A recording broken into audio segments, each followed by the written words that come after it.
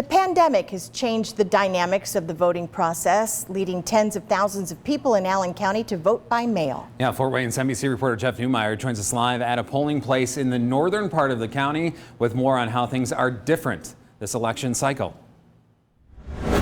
Hey, Tom, Linda, you know, I'm at Life Bridge Church here on Corbin Road. You come in and you immediately see that this is not the kind of polling location that you're probably used to. The check-in area over here has panes of plexiglass separating workers from voters. Voters put on a glove once they come in to sign into the poll book, and also then to push the buttons on the voting machines back here with social distancing in mind. And because of the coronavirus, a lot of folks really looking to avoid this scene altogether.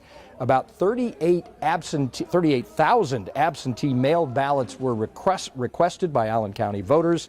A steady stream of voters visited the election board window at the Rousseau Center downtown today to turn in ballots for fear they wouldn't arrive in the mail before a noon deadline.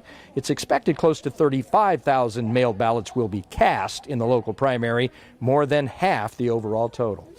So I knew I had to get it down here, and I just got a new chair, so I'm glad that I could do that, or I wouldn't be voting today. We recently moved here from California a couple years ago, and we actually did the mail voting out there as well. So it wasn't a big transition for us. And when we started in January, we certainly weren't prepared for 38,000 ballots to go out and in. So we've had to change a lot of processes while we have been just running the election.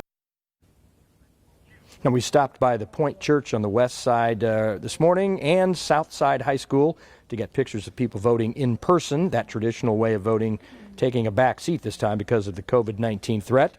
The election board has lined up 35 two-person teams that will be out there at the Memorial Coliseum starting tomorrow counting the mail-in ballots. We can tell you that the voting machine tabulation from in-person voting, we'll know the results from those machines later tonight. The overall tally will probably not be available. In other words, being able to tell who these winners are going to be until sometime Thursday or Friday. All right, Jeff Newmeyer reporting on an election day like no other during a pandemic and amidst protests. Jeff, thank you.